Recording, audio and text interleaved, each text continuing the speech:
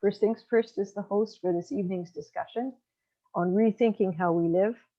As I mentioned earlier, Trudeau has just announced that Canada will reduce emissions by 40% by 2030. So that's 9 years from now. So tonight's topic, are we ready to rethink how we live? It really has some urgency for us. Before we begin, I'd like to acknowledge that we're in the Okanagan Valley, which is the traditional and unceded territory of the Syilx, the Okanagan Nation. A month ago, I mentioned that there was an exciting Penticton Indian band and an Alkin project, which was going to restore a floodplain adjacent to the Okanagan River. Quite a few people put their names in the chat saying that they'd like to volunteer, and I touched base with the project today. They've been working with local school groups to plant trees and shrubs, and they said they're not quite ready for larger groups, but they will be soon. So when they get in touch with me, I'll send everyone that had notified me that they wanted to volunteer. I'll certainly let you know.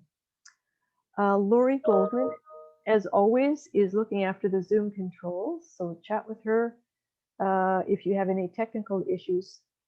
Tonight's session, is it being recorded? No, I don't think it is. Yeah. Oh, is it going to be recorded? Yes, okay. It's being recorded. All right. And we have some breakout rooms and some exciting new technical things that Lori has prepared for us. So she's going to be giving us some instruction throughout the evening. Sue Kirschman who's also on the board of First Things First. She is a co-host, and I'm going to turn things over to her to talk a little bit more about this evening's topic and what we're going to be doing. Take it away, Sue. Thanks, Margaret. Hi, everybody. Happy Earth Day, and thanks for coming. We've spent the past 6 months deep diving into various climate-related topics, and we learned a lot from different experts. Tonight being Earth Day, we wanted to focus more concretely on what are the most effective things each of us can do towards reducing emissions. Some of you may not have had the time to watch the videos that we sent in the pre-reading list, so we're going to show 2 of them again this evening.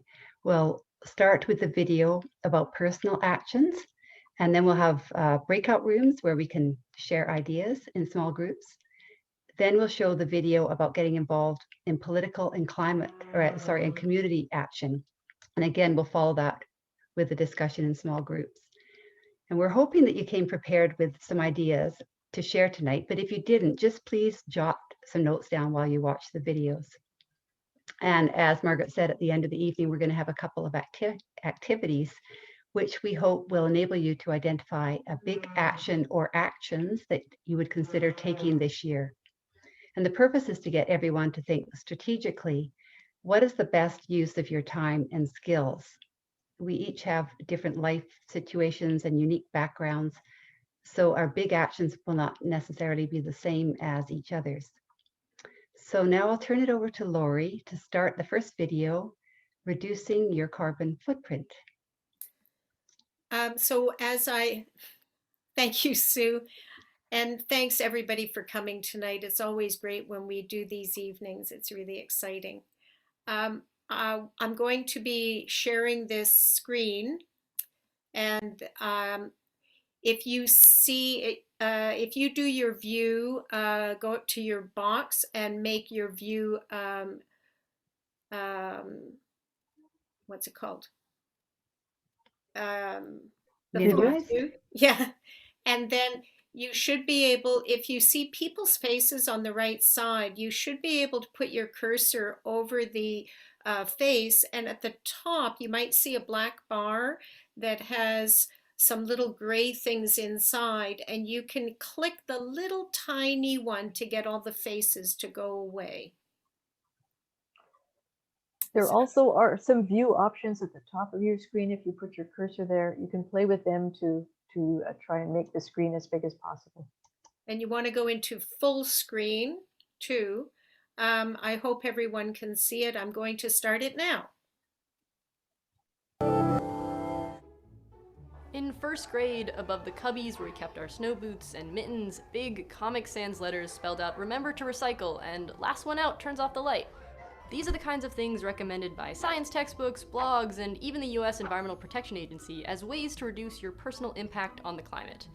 And they're pretty easy to do. On average, in the US, turning off the lights when you aren't in a room can save about 1/3 a kilogram of carbon dioxide per day. Using a reusable shopping bag every time you go to the store saves 5 kilograms a year. Drying clothes on a line instead of in a dryer saves around 200 kilograms per year. But compare that to the average carbon footprint of a person in the US. 16.5 tons a year. Tons. So what can you actually do to make a meaningful difference?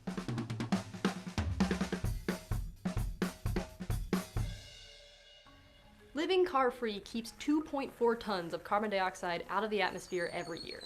But getting rid of your car maybe isn't feasible. People in rural or suburban areas have to drive more, but that's a big part of why they produce double the per capita emissions compared to people in urban areas. Driving an electric car can save about a ton of carbon dioxide a year, but that still doesn't have as much of an impact as just not driving. That will require big changes in how we live. Getting rid of your car is technically an individual choice, but it really requires cultural change. That isn't easy, but we've done it before. I can both vote and wear pants now. It's pretty amazing that we're able to hop on a plane and get anywhere in the world in a day. But try turning your next big holiday into a staycation. You could avoid up to 2.8 tons of carbon emissions by skipping that flight. But until we invent teleportation, flying is really the only fast way to travel long distances to see family and do business stuff. There's really no practical way to fly that doesn't put hundreds of kilograms of carbon dioxide into the atmosphere. Globally, raising livestock is on par with transportation when it comes to greenhouse gases. But you and your neighbors are eating about 20% less beef than you were 15 years ago. That's kept 185 million tons of carbon dioxide out of the atmosphere. And today, 1 in 16 people in the United States say that they are vegan or eat plant-based diets. If you cut meat out of your diet, that's 800 kilograms of carbon dioxide kept out of the atmosphere every year. The choices you make about what you eat are ways to impact the climate every day. Quick recap. Get rid of your car, save 2.4 tons. Fly less, save up to 2.8 tons per trip. Stop eating meat, probably reduce your emissions by around a ton. But here's a really tough one. If you choose to have one fewer child, that saves on average 60 tons of carbon dioxide per year. This is far and away the most effective thing you or I or anyone in the developed world could do to reduce our emissions. I'm definitely not going to stand here and tell you not to have children. Family planning is a family thing. And fewer kids is already the trend in most nations. As a population gets healthier and more educated, birth rates drop as a rule. These are all huge life changes that don't always come easy. There's a lot of culture wrapped up in what we eat, how we get around, and what our families look like. Here's a choice that's a little simpler. In a lot of places, families can choose to buy green energy that doesn't contribute to more emissions. This is surprisingly easy. For me, all I had to do was log into my account with my energy provider and select the renewables box. Now I get a monthly email telling me how much carbon dioxide I didn't put in the atmosphere. In some places, this may up your energy bill, but if you got some extra change lying around, I highly recommend throwing it at solar panels. But don't actually throw it at solar panels.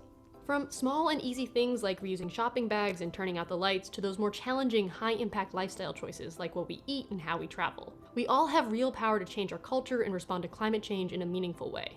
Solving this isn't going to be up to any one of us. It'll be up to all of us. Thanks for watching Hot Mess. If you like what you see, please head over to our Patreon page. Your support will help us make more videos and offset the climate impact of those videos.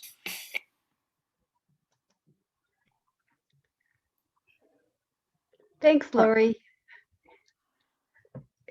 Can everyone see each other again now? So that video touched on some broad solutions, but of course there are many others. Our purchasing choices, for example, where we invest our money, how we heat and cool our homes, of course. We'll break off into small groups now to discuss what changes each of us can make in our own lives. There are many things we can all do, but we'd like to identify those that will make the biggest difference. So here's the question. What are the biggest sources of emissions in your own life that you can change? I think Lori is going to post the question and then she'll send. At this point, I'm putting people into rooms, so it'll be just a second until I'm able to do that. Sorry. No worries. That's okay. Yeah. And then we'll be in for about 10 minutes. There'll be a moderator in each room and we'll report back at the end of that time. So for those of you that have your videos off, if you feel comfortable turning them on when you join the room, that would be great. Feel free to do that. Thanks.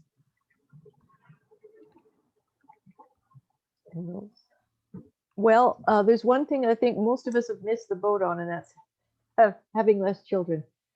One thing, unless there are some people of childbearing age here, I think that part is over. Okay. Are you able to zoom us away? I'm almost ready. I want to put up the, Don't worry about the question, because I think all of us, all the moderators have that. So, and we'll Okay. just, do you want to mention it once more, Sue? Don't worry about having it in the rooms. The question is, Sure. The question is, what are the big sources of emissions in your own life that you can change? okay, All right. I hope it works, guys. Here you All right. go. You're muted. Pardon me. Thank you, Sue. We thought we would spend just a few minutes with perhaps the moderator from each breakout room reporting on one or two things, one or two points of discussion. Maybe there's some common things people were working on.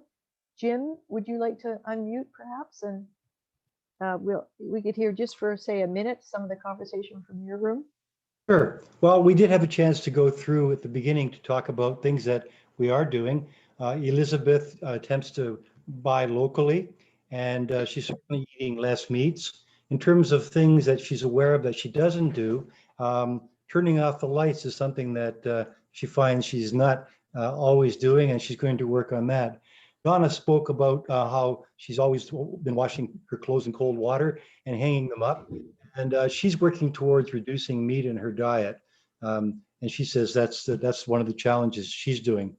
Natalie is very serious about trying to find a way to go forward, but hasn't really had the opportunity to do some of the things that she'd like to do in the kitchen, because she says cooking is not her forte. But she certainly is aware of the fact that she wants to cut down on her meat. Patrick, Corinne's husband, spoke about solar panels that they have recently put on. They purchased an EV. They now only have one car. They're doing a lot of gardening and dehydrating, and using reusable bags. They're also working towards using less meat. And for myself, I talked about how Christy and I have cut down to one car, how I've begun using the bus last year when we cut down to one car. Recently, Christy has purchased an electric vehicle, which we share, and we're working towards. Christy's always been aware of reducing meat in our diet, so that's a big thing for us. And we've planted a garden this year.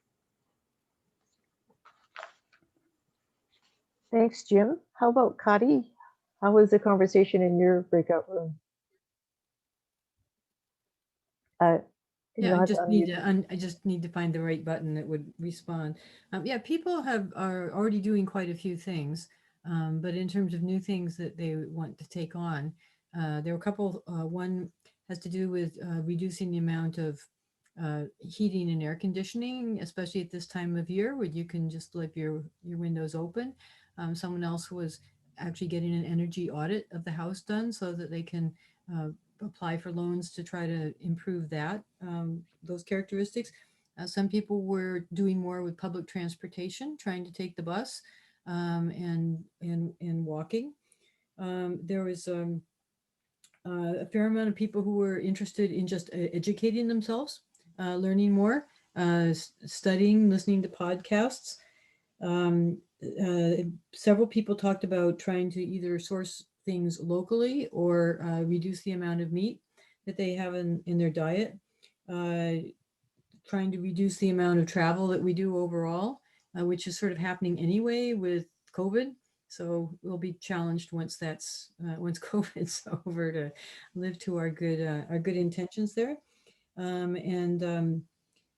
Some people were also talking about thinking about getting solar panels and getting involved in publishing information, spreading information of things that they've learned, and telling other people about positive things to do. Thank you. Sue, you want to report on your group, your breakout room? Sure. Yeah, I didn't take as good notes as Jim did, but overall, there was talk about solar. Philip had already converted his house to solar, and some of us are thinking about it, or getting heat pumps. Talking about air travel and trying to reduce air travel after COVID is over, trying not to travel as much, and riding bikes and e-bikes more. Looking to purchase electric vehicles, perhaps when the price comes down a bit more, or when different types with more efficient batteries are available.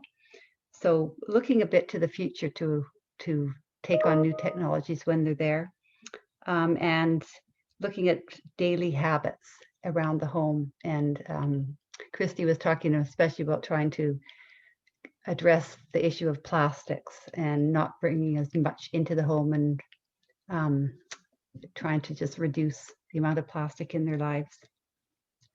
And I think that's about it. In our breakout room, I began by saying how we're in our household trying to switch to a heat pump. And living in an older home, we discovered it's not all that easy. It involves all kinds of other upgrades. So some of these big things are actually things that may take a year or more to save up for or to plan for. It's not necessarily easy.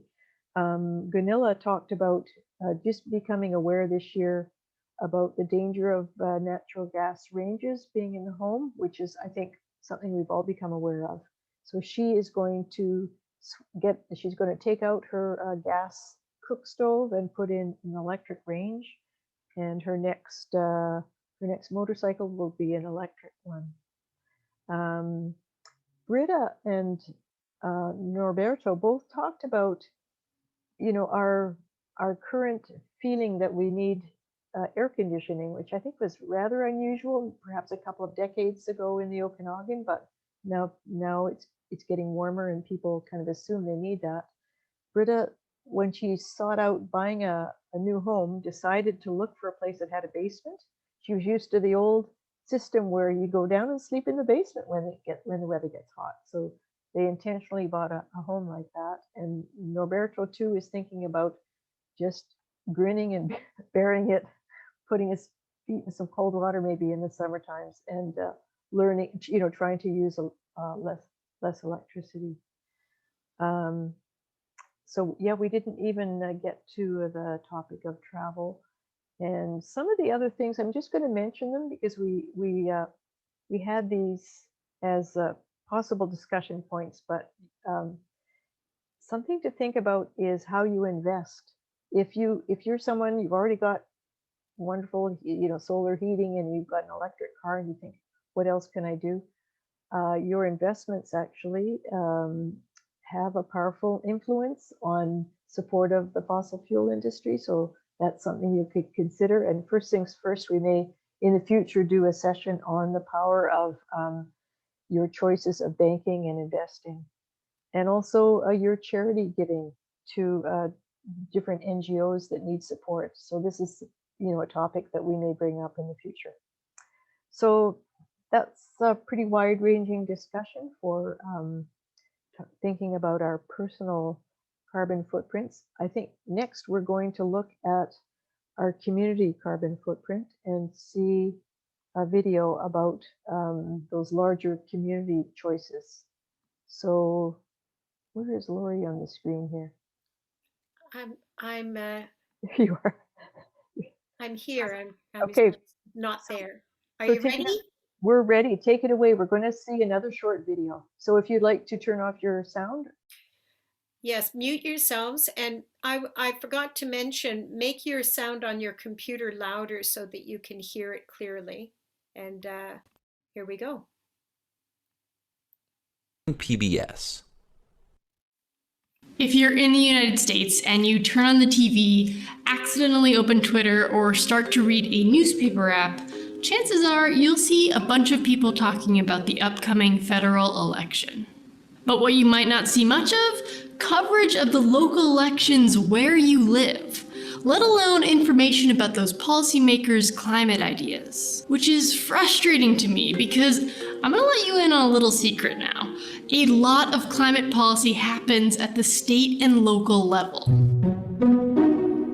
Sure, big federal bills like the National Environmental Policy Act or the Clean Air Act, or international agreements like the Montreal Protocol and Paris Agreement can have huge impacts.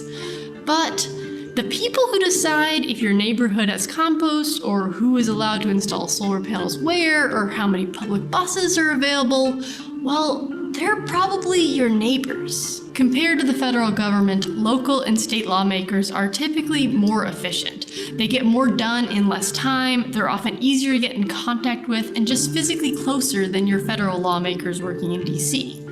Plus, local laws tend to have a lot more direct impact on your life and how your community responds to the climate crisis. For example, a lot of your local tax money probably goes to fund education. Your locally elected school board is in charge of how that funding is used, and they get to decide if your local school district buys electric buses or adds a climate change section to the curriculum. Your city and state representatives are the ones choosing where new bike lanes go, what packaging is allowed, and they're creating zoning plans that decide how dense, green, and walkable your neighborhood is or isn't. But why is that? Why is your local government so much better set up for implementing climate solutions than the federal government? Time for a mini civics lesson. Because it isn't just climate here. Pick any issue you care about. Chances are your local lawmakers should be the first people you turn to help fix it. The US government was founded to be pretty flexible. There's this strong federal government that's in charge of doing big things, like managing our monetary system and responding to national emergencies and fighting the British. Well, not that last one so much anymore, hopefully. And then there are all the states, who, as the Constitution puts it, have the powers not delegated to the United States by the Constitution, nor prohibited by it to the states. If that isn't totally clear, that's kind of the point. Where the powers of the state government end and the federal government begins is pretty blurry. But here's the practical part of all of this. The federal government is really big and can do broad, sweeping things, or move a lot of money around quickly, but it isn't great at dealing with the minutiae of our day-to-day lives. And depending on your political philosophy, this can be great, or not. Some folks really want the federal government to swoop in and say, you must do this or you can't do that, because that's a super fast way to get everywhere in the country to do something at once and have the widest impact. Other folks don't want the federal government, or in some cases even the state or local government, having anything to do with their lives or choices. This is a gross simplification of the diversity of political opinion across the United States, but it demonstrates the basic challenges the climate movement faces when it aims to enact changes at the various levels of government. So what does that mean IRL for the climate movement? Well, it means where the state and city governments have elected officials that recognize the climate crisis, stuff gets done. Where I live in New York City, the local government passed one of the strongest climate plans in the world, and its power comes from being designed specifically for New York City. Here, buildings make up more than 70% of all emissions. That's from things like the gas burned to keep apartments and office spaces warm, and the incredible amounts of electricity needed to keep skyscrapers' lights on and air conditioning running during the summer. Enter Local Law 97, the biggest bill in the climate plan. Not the most inspiring name, but it says buildings have to reduce their emissions 40% by 2030 and a further 80% by 2050. And New Yorkers are already trying to expand the number of buildings included through an amendment called Introduction 1947. I know, the city council's naming conventions aren't great. But the idea here, to pinpoint where the most emissions are coming from and tackle that first and hardest, is why this plan will probably succeed at reducing our emissions. Around the world and around the US, we're all emitting different amounts of greenhouse gases in different ways. There isn't one single solution to climate change, and state and city offices are able to tailor solutions to best fit their local challenges. In New York City, buildings are by far the biggest emitter, but in San Diego, where cars and trucks account for more than 40% of their emissions, it's transportation. The rest of the state has a similar greenhouse gas breakdown, which is probably why their governor just signed an executive order saying cars sold in the state must be zero emission by 2035. And down in Austin, Texas, where Joe and the rest of the team who make this show live, transportation and energy production are both big emitters.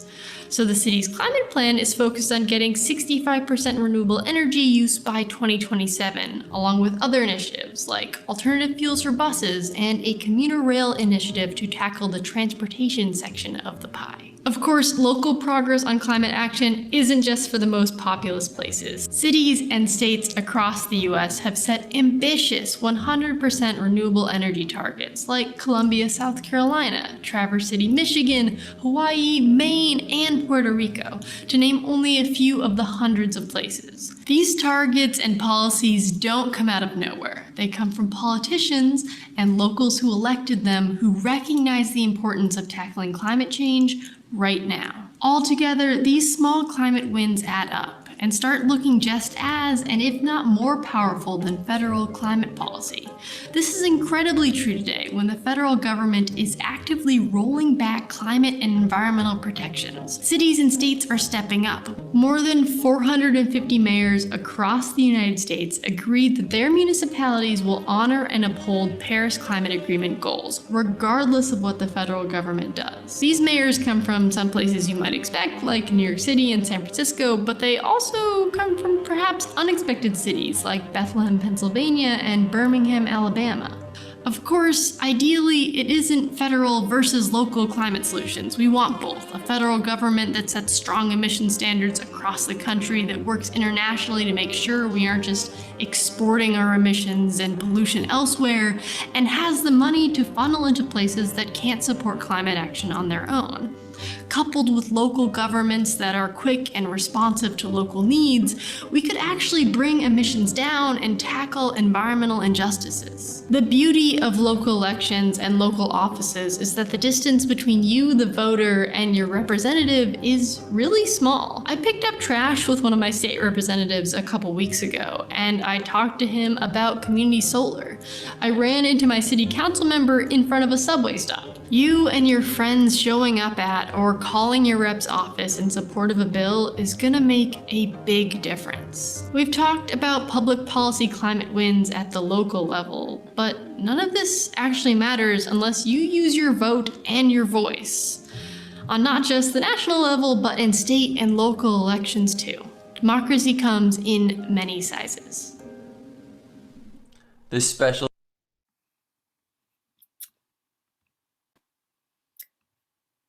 So, Thank you, Lori. Although that was an American example, I think obviously the three levels, the local level, provincial, and federal, are equally applicable to Canada. So we are going into our second discussion group, and this time we're going to talk about that larger picture of what we could do as communities, and also political pressure to those other levels of government. So Lori, have you got your I am ready. You're gonna wave your magic wand? Yes, and- here you go, guys. Very good. And See the you all. questions, you already know them, so The questions are, what can we do locally, and how to be effective on provincial and federal climate action. Is that correct, Sue? Yes, for Yeah. how can I promote climate action locally, provincially, and federally? So Very good. okay, on an individual level, what can we do? All right. there you go.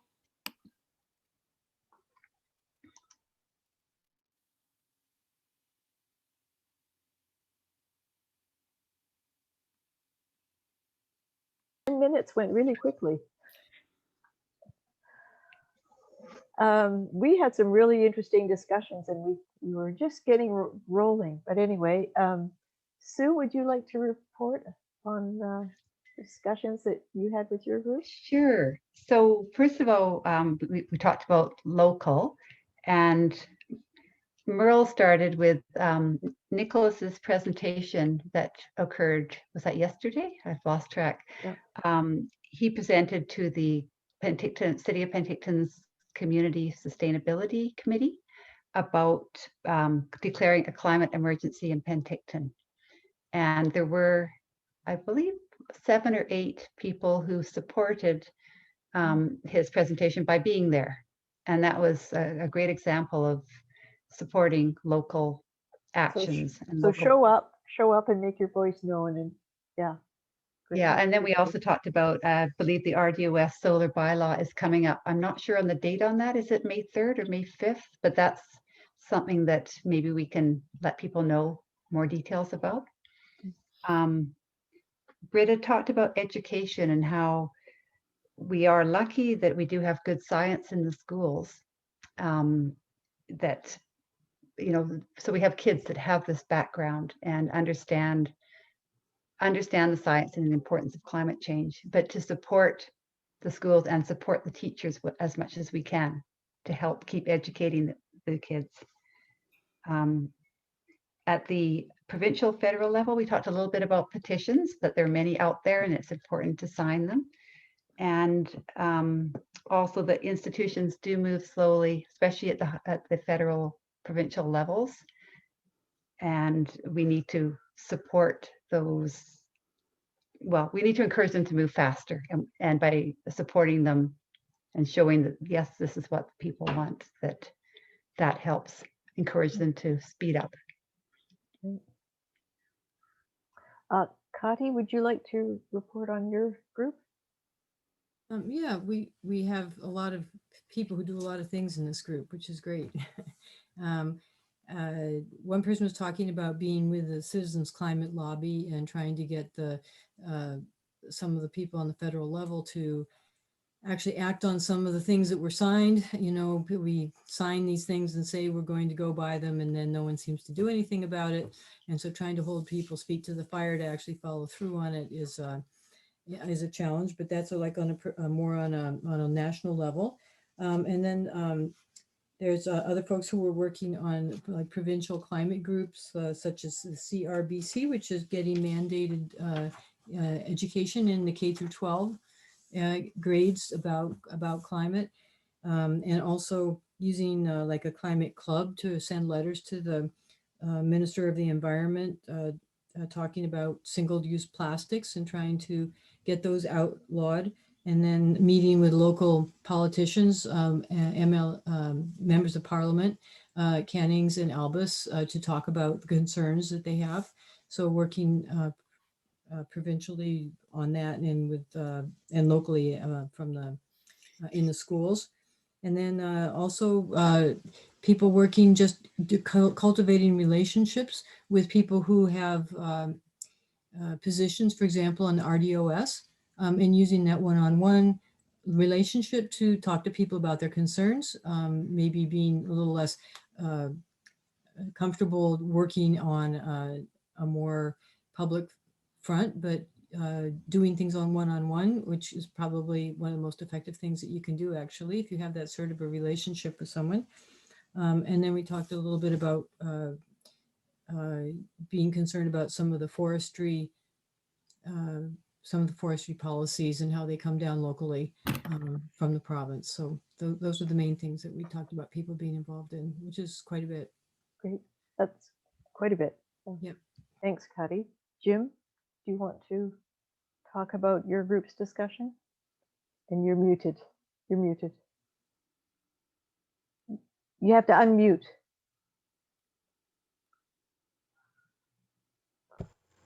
Well, you didn't miss anything yet.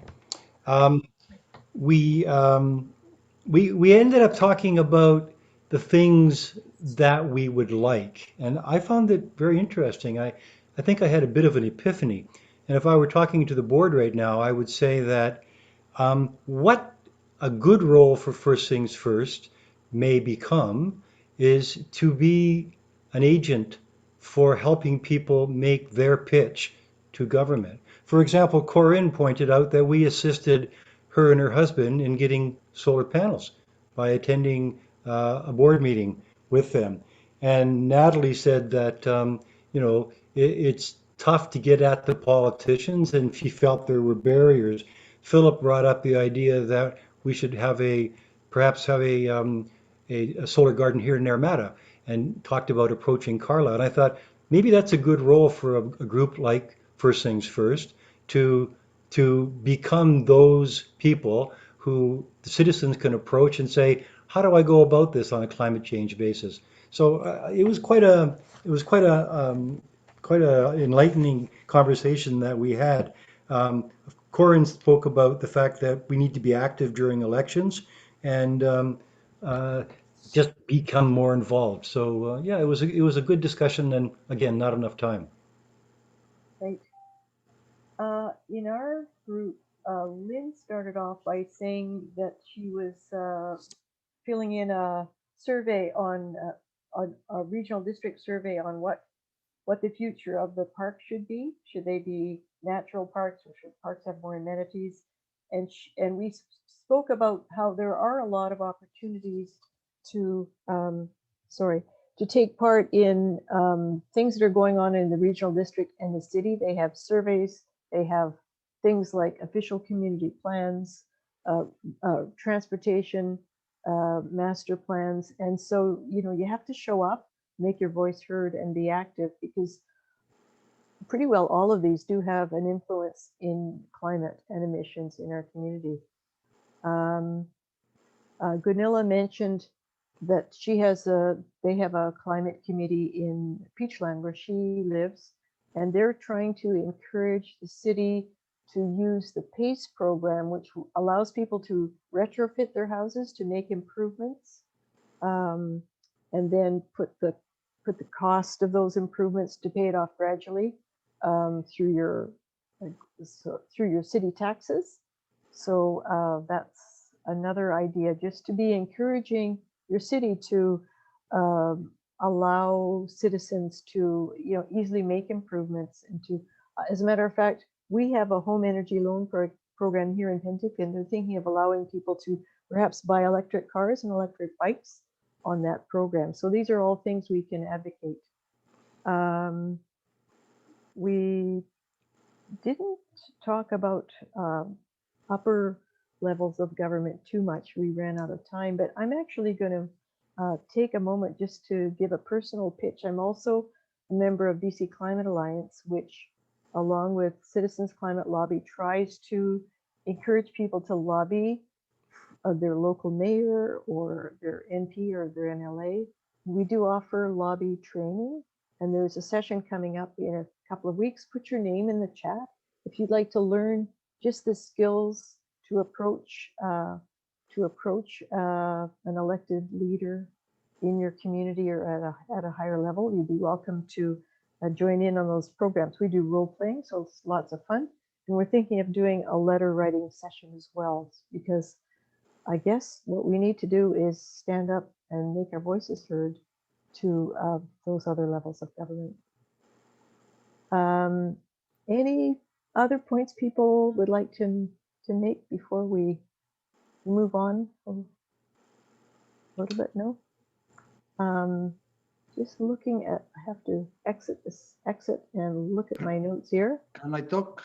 Go ahead, yes, please. Margaret, just think about the climate emergency that you say that the council is going to study or to contemplate if they declare it or not. I think that is a beautiful concept, but totally useless if they don't act. And that is what happened with those climate emergency declarations. It's just nothing. It's they don't do anything about it.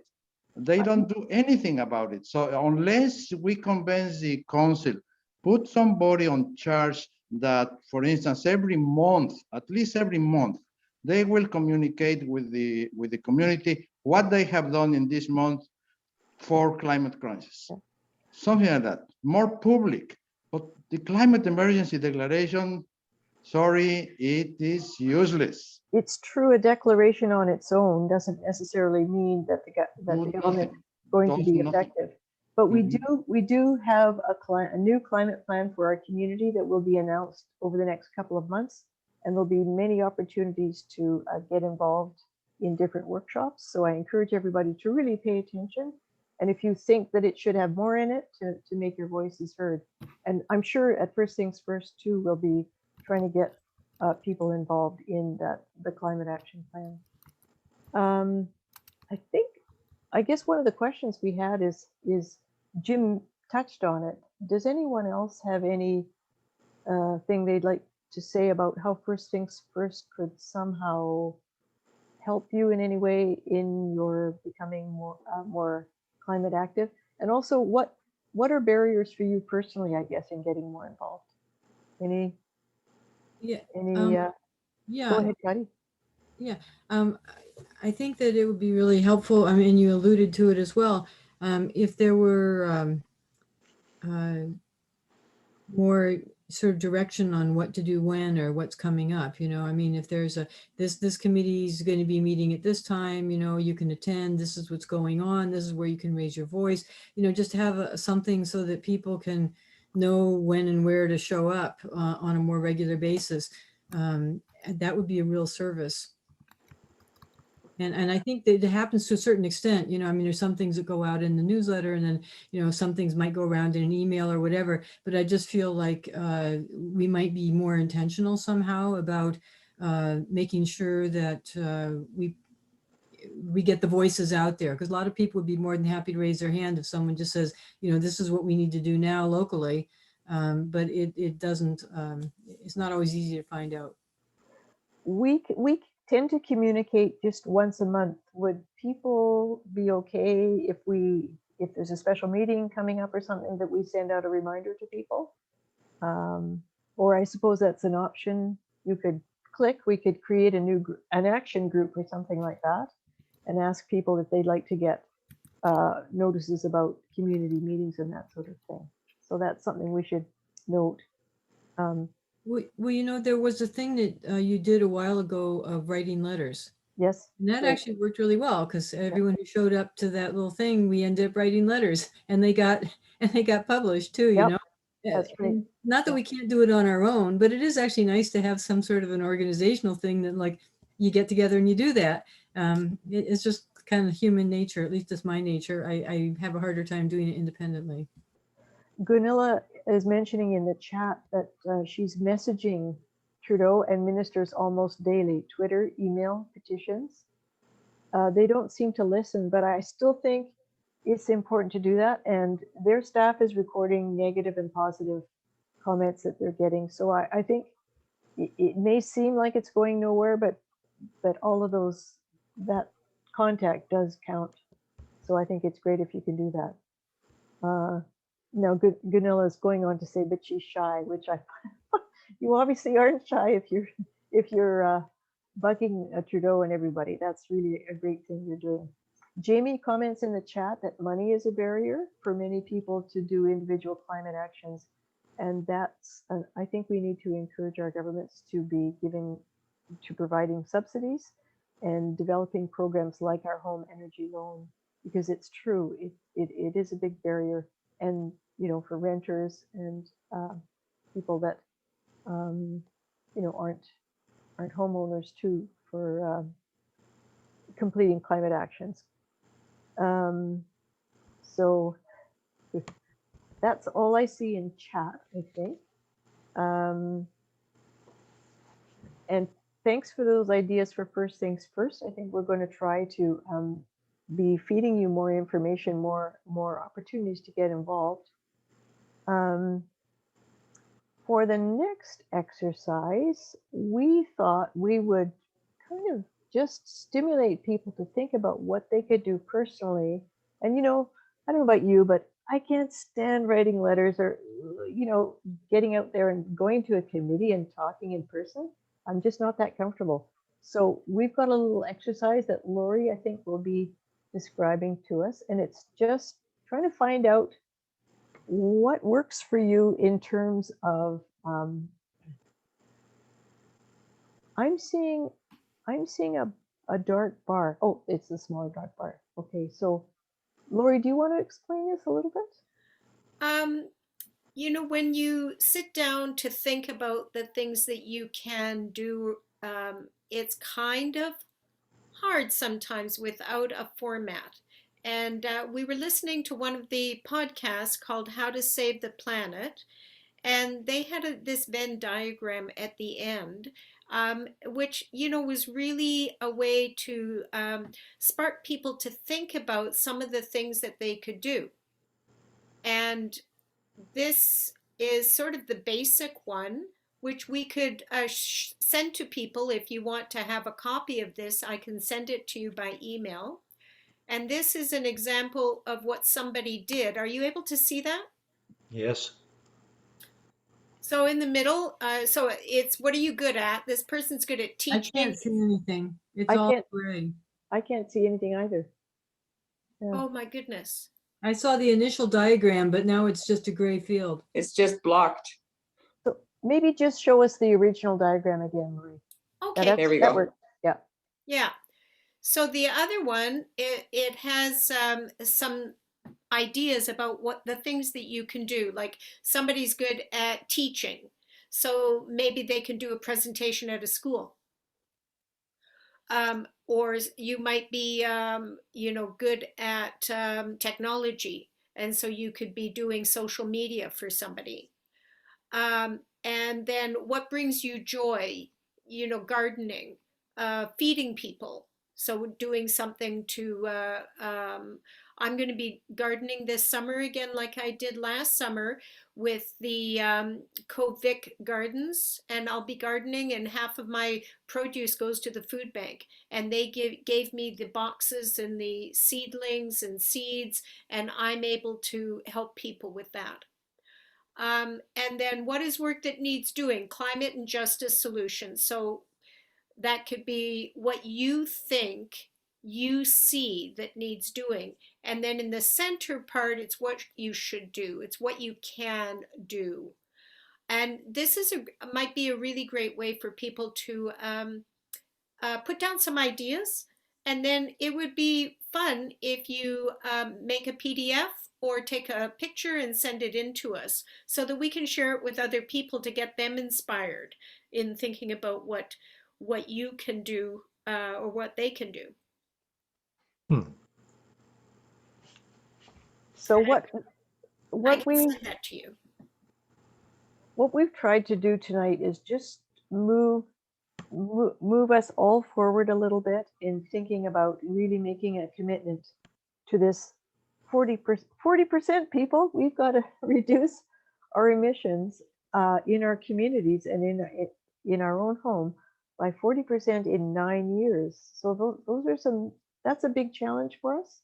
And we hope that you've gotten ideas from each other, from yourself. We hope you'll also do more reading, and that we'll be offering you ideas through the work we do at First Things First, to, as I say, move you forward and to make a personal commitment so that you say, okay, in 2021, I'm going to work hard on this. So one of the things we thought we'd do tonight is to make you write down a commitment to do something. It's going to be anonymous, but we'll all share it together on a board.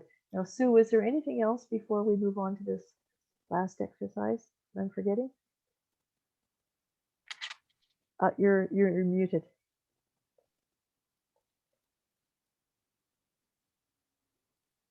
There we go. Sorry. The only thing I just wanted to mention is this How to Save Your Planet podcast that Lori mentioned. If you did, it was in the pre-reading list, and if you didn't have a chance to listen to it, I highly recommended it. It just puts everything in a good light. It sometimes it feels a bit futile making changes in our own lives when the problem is so huge. But the podcast points out that our actions have ripple effects, and the individuals can make a big difference. So if you have time, I'd encourage you to listen to that podcast. Thanks, Sue. And we also have some videos that are for Earth Week. They're I find they're short, but very inspiring. They're on the First Things First page under Earth Day that Lori's put up there. If you want to have an evening to watch a few short videos, they're, I think, very inspiring too. So for the last thing this evening, unless somebody has something they'd like to bring up that they didn't get a chance to mention in their breakout room. We've got a bit more time. Any last points? Nope. We're going to have what's called a Jamboard.